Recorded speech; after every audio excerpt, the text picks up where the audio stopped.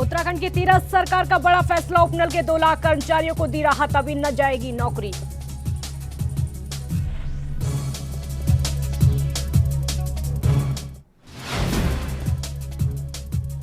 पूर्व सीएम हरीश रावत की मुख्यमंत्री तीरथ को नसीहत, बोले बदले हुए जमाने में जींस पर ध्यान न दें सीएम।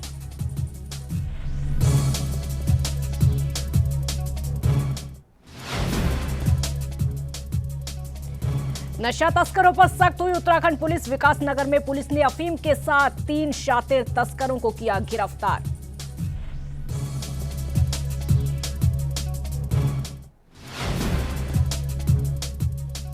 और केदारनाथ धाम जाने वाले भक्तों के लिए खुशखबरी, हेली सेवाओं का होगा विस्तार, टिकटों की ऑनलाइन बुकिंग शुरू करने की तैयारी।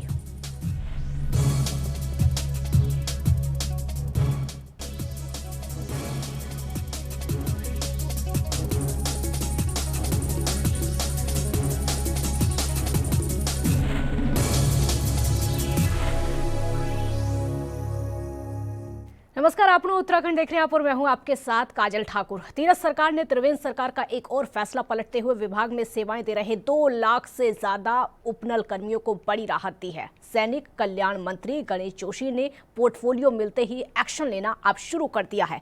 विभाग मिलने के अगले ही दिन सैनिक कल्याण मंत्री गणेश जोशी ने उपनल कर्मियों को बड़ी राहत दी है। उन्होंने आश्वस्त किया है कि उपनल कर्मियों की सेवाएं समाप्त नहीं की जाएंगी। उन्होंने पूर्व सीएम त्रिवेंद्र सिंह रावत सरकार का फैसला तत्काल प्रभाव से रद्द कर दिया है। उत्तराखंड पूर्व सैनिक कल्याण लिमिटेड के माध्यम से राज्य के कई विभागों में अपनी सेवाएं दे रहे 2 लाख से ज्यादा कर्मचारियों की जो सेवाएं हैं वो समाप्ति के संबंध में जारी किए गए आदेशों को तत्काल प्रभाव से रद्द करा दिया गया है।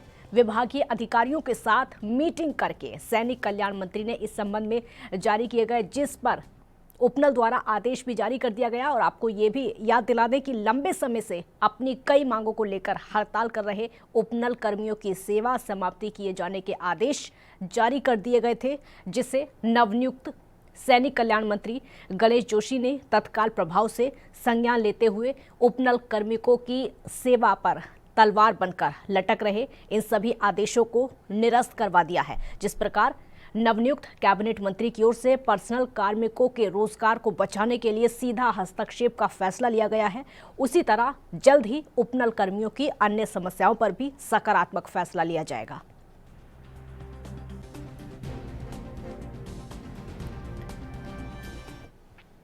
और उत्तराखंड के शिक्षा मंत्री अरविंद पांडे ने स्कूलों में फीस को लेकर बड़ा बयान दिया है। उन्होंने कहा है कि प्रदेश में इसी सत्र से फीस एक्ट लागू किया जाएगा। स्कूलों में फीस को लेकर हमेशा से ही विवाद लगातार रहा है। ऐसे में सरकार की मंशा है कि जो स्कूल अपने छात्रों को जिस तरह की शिक्षा दे रही है वैसी फीस ले सकते हैं। उन्होंने कहा कि जिलाधिकारी की अध्यक्षता में कमेटी बनाई गई है। जल्द ही सभी जिलाधिकारियों को निर्देशित किया जाएगा कि वो अभिभावकों के एसोसिएशन और स्कूलों के एसोसिएशन को बुलाएं और सबकी सहमति से एक रिपोर्ट तैयार करें। सभी की राय को ध्यान में रखते हुए फीस एक्ट बनाया जाएगा। सरकार जल्द ही इसको लागू करेगी। तो फीस एक्ट बनाने की तैयारी शुरू हो गई है।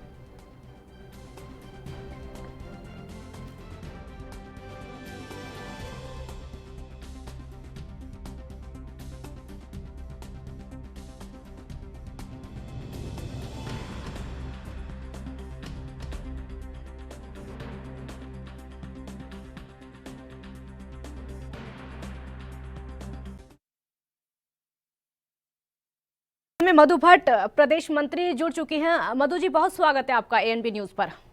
जी नमस्कार। मधु जी, लगातार फीस को लेकर उत्तराखंड में देखा जा रहा है और अब एक्ट को लेकर तैयारी चल रही है, आपका रिएक्शन? जी हाँ, देखिए बहुत आवश्यक था। कई वर्षों से ये मांग थी अभिभावकों के द्वारा कि फीस एक्ट बनना चाहिए। जो स्कूल कॉलेजों में जो ये मनमानी चलती है, कई बार आपने देखा होगा हर तरह के स्कूल के अपने मनमाने ढंग से चलाते हैं और उसका खामियाजा जो पेरेंट्स हैं उनको भुगतना पड़ता है।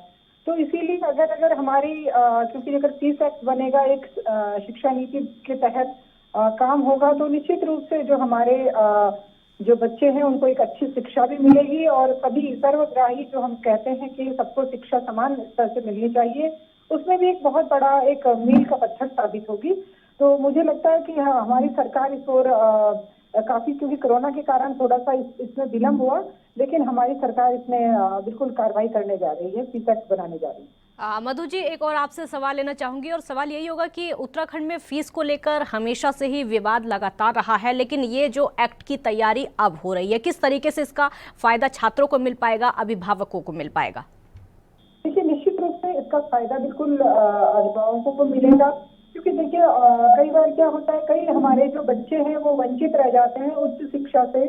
जो एक समान शिक्षा हम कहते हैं वो समान वो मिलनी चाहिए, और कई बार बहुत महंगे जो स्कूल की फीस होती है जो पेरेंट्स है वो देने में सक्षम नहीं होते, और किन्हीं कारणों से कई बार बच्चों को बीच में स्कूल छोड़ना भी पड़ता है।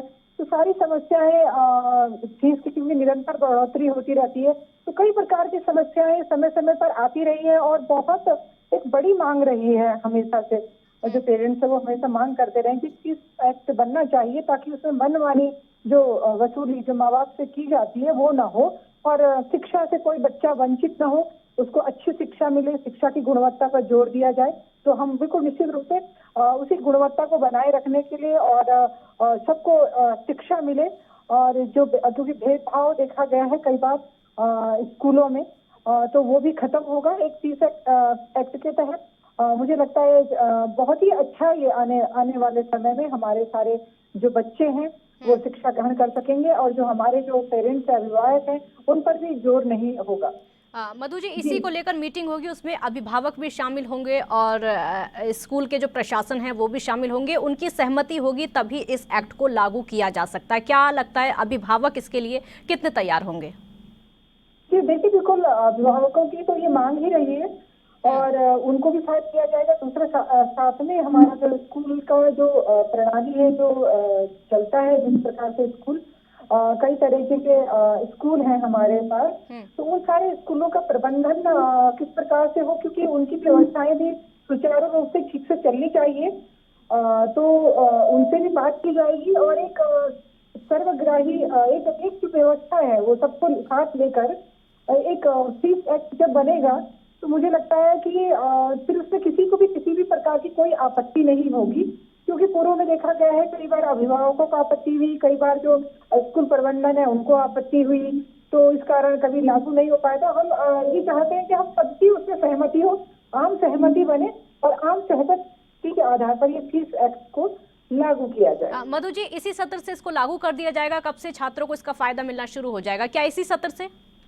देखिए, अभी तो क्योंकि अभी कोरोना के बाद अभी तो सब स्कूलों का खुलना शुरू हुआ है जी। और अभी उसमें तैयारी चल रही है। अब उसमें पहले से, क्योंकि तैयारियां पहले से भी चल रही थी, उसमें विलम्ब हुआ है, लेकिन निश्चित रूप से अभी देखते हैं कब तक सुचारू रूप से, कब तक ये, क्योंकि ये एक्ट सभी को साथ में लेके चलना होगा, तो उस पर अभी विचार किया, उसमें अभी मतलब लगभग उसको रख भी दिया है।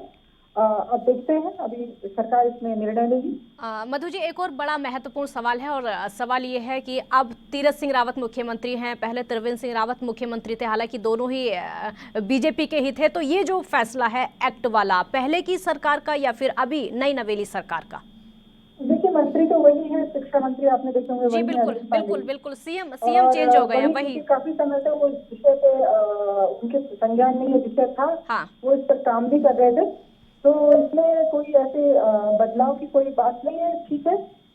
तो मुझे लगता है कि हमारी जो सरकार है वो उसमें क्योंकि गंभीरता के साथ, हमें आपने देखा होगा कि हमारे क्योंकि शिक्षा को लेकर काफी समय से जो समस्याएं चली आ रही थी उनका हमने निस्तारण करते जा रहे हैं, और धीरे धीरे जितनी भी जो कमियां थी उनको हम ठीक कर रहे हैं। तो हम बिल्कुल उसको ठीक करेंगे और फीस एक्ट को लागू करेंगे, क्योंकि अभिभावकों की मांग है, जनता की मांग है, जनता की मांग को पूरा करना भी हमारा प्रथम कर्तव्य है। तो उसी के तहत कार्रवाई चल रही है, और निश्चित रूप से जब आज मंत्री जी का जो बयान है वो कार्रवाई भी करेंगे। बिल्कुल मधु जी, बहुत बहुत शुक्रिया आपका हमारे साथ जुड़ने के लिए। तो इसी सत्र से लागू होगा फीस एक्ट, फीस को लेकर नया एक्ट अब उत्तराखंड की सरकार की तरफ से लागू किया जाएगा।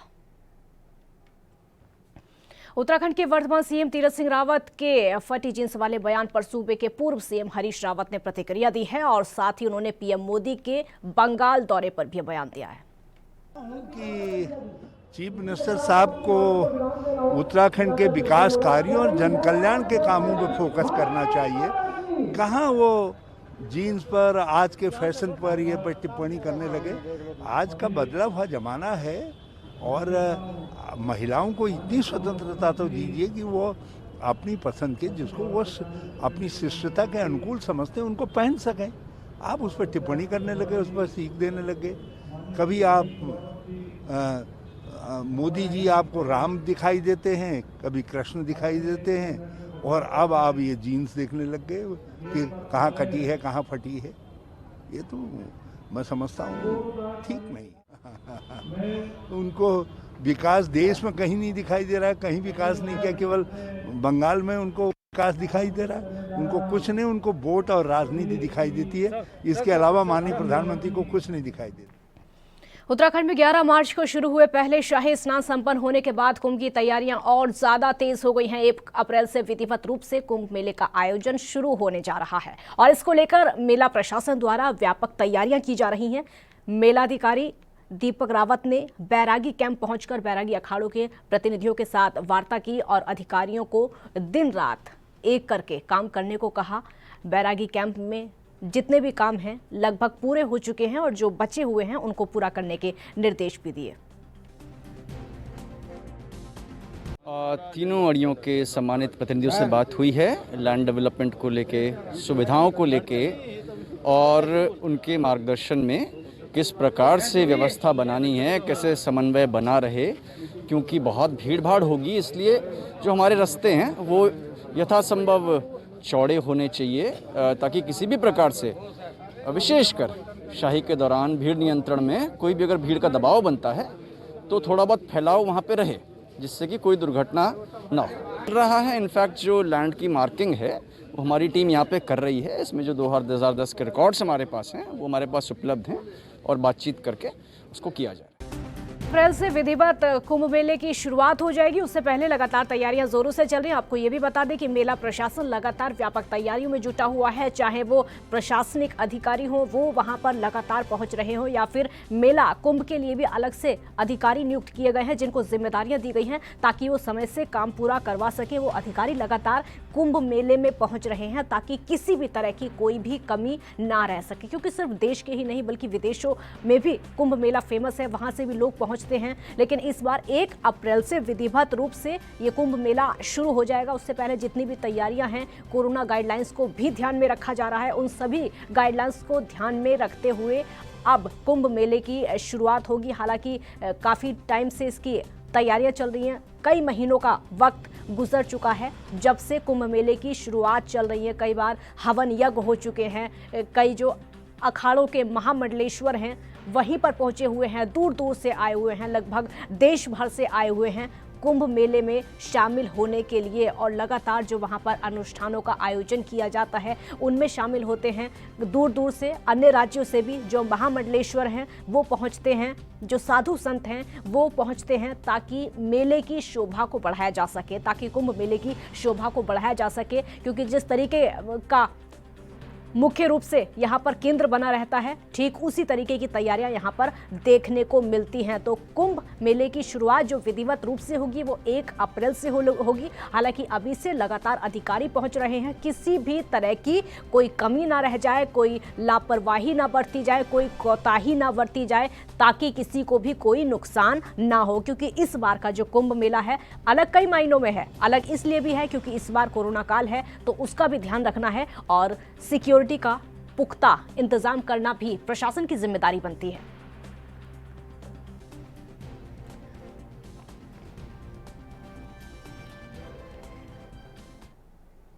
और फिलहाल यहां पर वक्त हो चला है एक छोटे से ब्रेक का, जल्द हाजिर होंगे।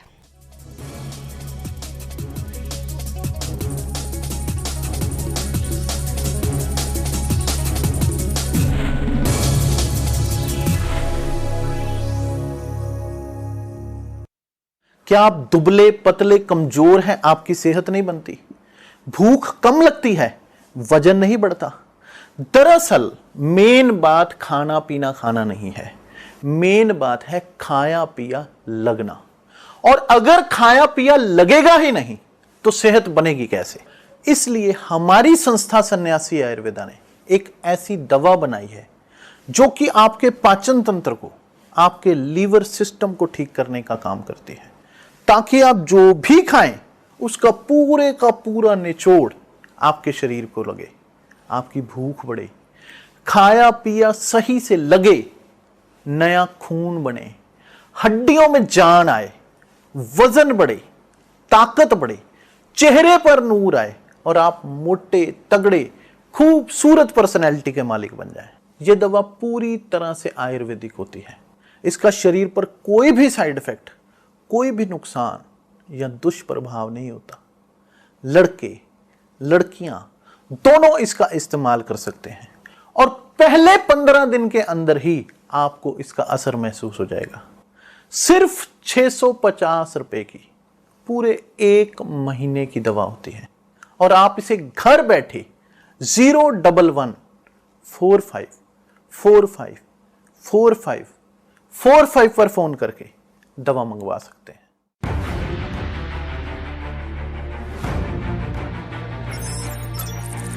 खबर चाहे सियासत की हो या सरकार की,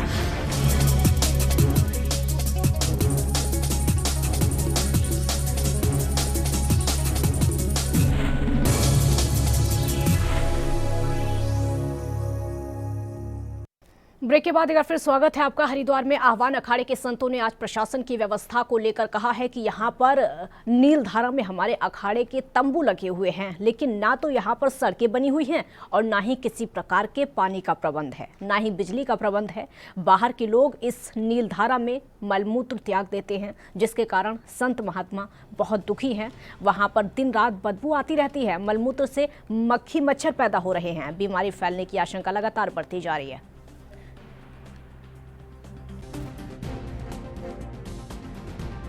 संत प्रशासन की व्यवस्थाओं से नाखुश नजर आ रहे हैं। बुनियादी सुविधाओं के लिए भी लोग यहाँ पर परेशान हैं, लोग तरस रहे हैं। साधु संतों को सबसे ज्यादा दिक्कतों का सामना इस समय करना पड़ रहा है। हरिद्वार की तस्वीरें इस समय हम आपको दिखा रहे हैं, जहाँ पर व्यवस्था ठीक तरीके से नहीं की हुई है। जो वहाँ पर पानी भरा हुआ है उसमें मलमूत्र त्यागा जाता है, जिसकी वजह से सबसे ज़्यादा जो दिक्कतें हो रही हैं वो साधु संतों को हो रही हैं, क्योंकि कुंभ मेले की वजह से साधु संत ज़्यादातर हरिद्वार में पहुंचे हुए हैं, वहीं पर डेरा डाले हुए हैं। अब से नहीं बल्कि कई महीनों से वहीं पर मौजूद हैं, वहीं पर उनका रैन बसेरा है, वहीं पर इस समय गुजर बसर कर रहे हैं। लेकिन जब इस तरह की परेशानियां निकलकर सामने आती हैं तो इस समय साधु संत नाखुश नजर आ रहे हैं प्रशासन की कार्यप्रणाली से, और प्रशासन पर सवाल भी खड़े होते हैं सफाई को लेकर। सितारगंज में आम आदमी पार्टी के कार्यकर्ताओं ने सरकार के 4 साल पूरे होने पर विरोध जताते हुए पदयात्रा निकाली है, और ये पदयात्रा मीना बाजार आम आदमी पार्टी के कार्यालय से रामलीला ग्राउंड होते हुए अन्य मार्गों तक निकाली गई। यहां पर राज्य सरकार की विफलता के 4 साल का नारा देते हुए आम आदमी के विनय कृष्ण मंडल ने विफलताएं गिनाई।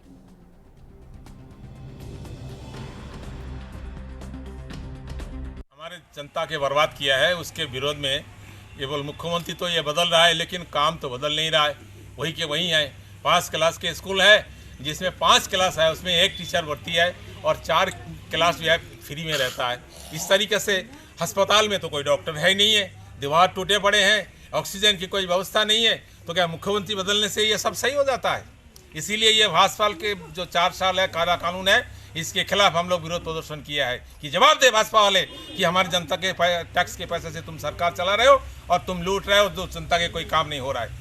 आम आदमी पार्टी इसके घोरजोर विरोध करते हैं। दूसरा, दिल्ली सरकार जो हमारे दिल्ली सरकार के खिलाफ जो षड्यंत्र रच रहे हैं, एलजी के ऊपर सारे पावर दे रहा है, चुने हुआ सरकार को पावर खत्म कर दे रहा है, पीछे के दर्जा से चोर के दर्जा। विकासनगर में सहसपुर थाना पुलिस को बड़ी सफलता इस समय हाथ लगी है, क्योंकि यहां पर त्यूड़ी के रहने वाले 3 अफीम तस्करों को पुलिस ने ऑल्टो कार समेत गिरफ्तार कर लिया है। पुलिस ने खुलासा करते हुए कहा है कि गांव में चेकिंग के दौरान 3 अफीम तस्करों को पकड़ने में कामयाबी हासिल की है, और वहीं पकड़े गए अभियुक्त से पूछताछ में पता चला है कि अफीम कम मात्रा में इकट्ठा करके सस्ते दामों पर खरीदने के बाद देहरादून और चंडीगढ़ में सप्लाई किया करते थे। एक ट्यूनी क्षेत्र का प्रॉपर ट्यूनी है, उसके आसपास का एक गैंग है। बेसिकली ये लोग जो है अफीम की तस्करी करते हैं और इससे पहले तो ये चंडीगढ़ हरियाणा इस तरफ को ये बताया इन्होंने कि पहले ये तस्करी कर चुके हैं और पहली बार ये कोशिश कर रहे थे कि उत्तराखंड में आकर के देहरादून या आसपास के क्षेत्र में इसको सप्लाई कर लें, लेकिन उससे पहले ये धर्मावाला बद्रीपुर के पास में पकड़े गए। सर कितने लोग हैं और कितनी मात्रा में पकड़े गए हैं? जो पकड़े गए हैं 3 लोग पकड़े गए हैं। एक इनमें सुरेश राणा है, सुनील थापा है और विष्णु, 3 लोग पकड़े गए हैं। एक ऑल्टो कार इनसे पकड़ी गई। उत्तराखंड वाणिज्य मिनिस्ट्रियल स्टाफ एसोसिएशन के चुनाव में दौलत राम को सर्वसम्मति से निर्विरोध अध्यक्ष चुना गया है। विकासनगर में पूर्व अध्यक्ष जवाहर सिंह चौहान की अध्यक्षता में नए कार्यकारिणी का गठन किया गया, जिसमें दौलत राम शाखा अध्यक्ष और निर्मल सिंह नेगी शाखा मंत्री चुन लिए गए हैं। अध्यक्ष चुनने पर खुशी जाहिर करते हुए सभी साथियों ने दौलत राम को बधाई दी। मेरा नाम दौलत राम, मैं प्रशासनिक अधिकारी राज्य कर खंड 2 विकासनगर से। कल हमारे यहाँ ये पछवादून विकासनगर वाणिज्य कर में मिनिस्ट्रियल स्टाफ कर्मचारियों के अध्यक्ष पद हेतु चुनाव हुआ है, जिसमें मुझे निर्विरोध सर्वसम्मति से अध्यक्ष पद के लिए चुना गया है। मुझे बहुत खुशी हुई कि कर्मचारियों ने मेरे ऊपर बहुत भरोसा किया है। मैं भी आशा करता हूँ और प्रतिज्ञा करता हूँ कि कर्मचारियों के निराकरण के लिए, समस्याओं के लिए तत्पर सेवारत रहूँगा और इनकी जो भी समस्या होगी इनके निराकरण के लिए प्रयासरत रहूँगा।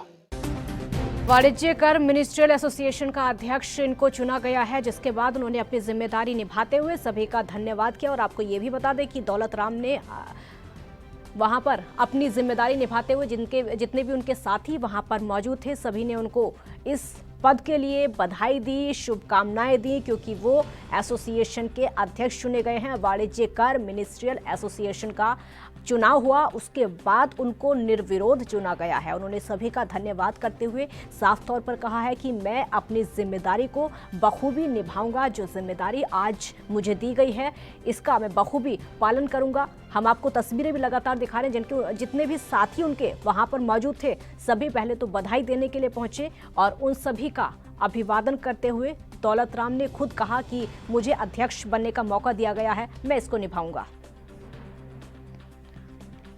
और वहीं एलएसी पर चीन से चल रही तनातनी के बीच में भारत और उज्बेकिस्तान की सेनाएं उत्तराखंड के रानीखेत में साझा युद्ध अभ्यास कर रही हैं। भारत और उज्बेकिस्तान के जो सैनिक हैं हाल ही में अमेरिका से ली गई सिगसोर राइफल का इस युद्ध अभ्यास में इस्तेमाल कर रहे हैं।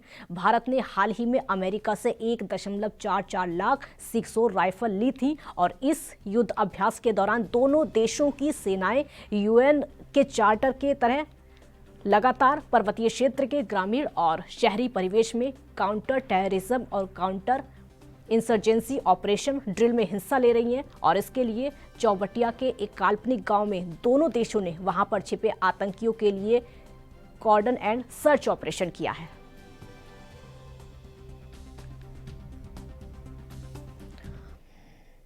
हरिद्वार सत्यम ऑटो कंपनी के कर्मचारियों और परिवार के छोटे छोटे बच्चों ने जिलाधिकारी कार्यालय पर 3 दिन से लगातार भूखे प्यासे रहकर इंसाफ की गुहार लगाई है। हरिद्वार में 4 जगह सत्यम ऑटो के खिलाफ प्रदर्शन किया जा रहा है। कंपनी के कर्मचारियों का कहना है कि हमने कंपनी को पूरी लगन से अपना समय दिया, काम किया, मेहनत से काम करके एक अच्छे मुकाम तक पहुंचाया और आज कंपनी ने हमें बिना किसी नोटिस दिए सैकड़ों की तादाद में कर्मचारियों को गेट से बाहर निकाल दिया है, जिस पर हमने और हमारे परिवार वालों ने जिलाधिकारी से न्याय की गुहार लगाई है। अगर हमारी मांगों को पूरा नहीं किया गया तो हम ऐसे ही अपने परिवार के साथ डीएम कार्यालय पर बैठे रहेंगे। कंपनी सत्यम ऑटो कंपनी ने हमें 300 कर्मचारी को बिना नोटिस और गैर कानूनी रूप से हमारा गेट बंद कर रखा है। इसे हमें 2017 से निकाल रखा है। सर, हम लगातार शासन प्रशासन से गुहार लगा चुके हैं। सर, हमारी कहीं भी कोई सुनवाई नहीं हो रही है, इसलिए आज मजबूरी में हमें अपने बच्चों सहित धरने पर बैठना पड़ रहा है।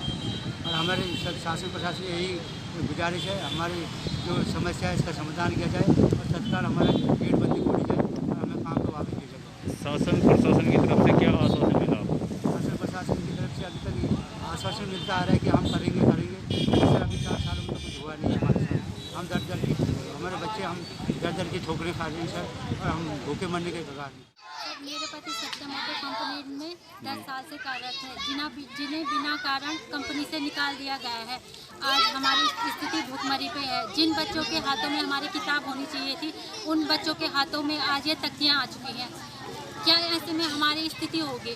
हम कब से 3 दिन से यहाँ लगातार बैठे हैं। डीएम साहब हमें पूछने तक नहीं आ रहे हैं। डीएम साहब ने क्या आश्वासन दिया आपने? आश्वासन डीएम साहब ने 10 दिन का, 10 दिन में बच्चे भूखे बैठ पाएंगे? 4 साल से मजदूर लगातार यहाँ के चक्कर काटते थक गए हैं। उत्तराखंड में आगामी 4 धाम यात्रा के लिए केदारनाथ हेली सेवाओं का विस्तार करने की योजना लगातार बनाई जा रही है और वहीं 1 अप्रैल से केदारनाथ हेली सेवा के लिए टिकटों की बुकिंग ऑनलाइन शुरू करने की तैयारी चल रही है। इसके लिए उत्तराखंड सिविल एविएशन अथॉरिटी ने मुख्यमंत्री की अनुमति के लिए प्रस्ताव भेजा है। इस बार केदारनाथ, बद्रीनाथ, गंगोत्री और यमुनोत्री धाम के लिए यात्रा मई में शुरू हो जाएगी। केदारनाथ धाम के लिए अभी फाटा, सिरसी, गुप्त काशी से हेली जितनी भी सेवाएं हैं वो संचालित होती हैं। इस बार उत्तराखंड सिविल एविएशन अथॉरिटी को हेली सेवाओं के लिए टेंडर प्रक्रिया से नहीं गुजरना पड़ेगा। पिछले साल 9 एविएशन कंपनियों के साथ केदारनाथ हेली सेवाओं के लिए आगामी 3 सालों के लिए टेंडर किया गया।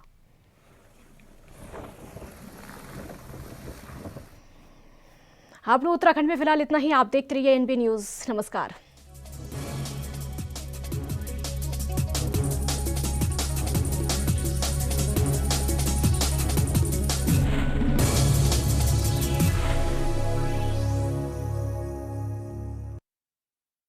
क्या आप दुबले पतले कमजोर हैं? आपकी सेहत नहीं बनती, भूख कम लगती है, वजन नहीं बढ़ता,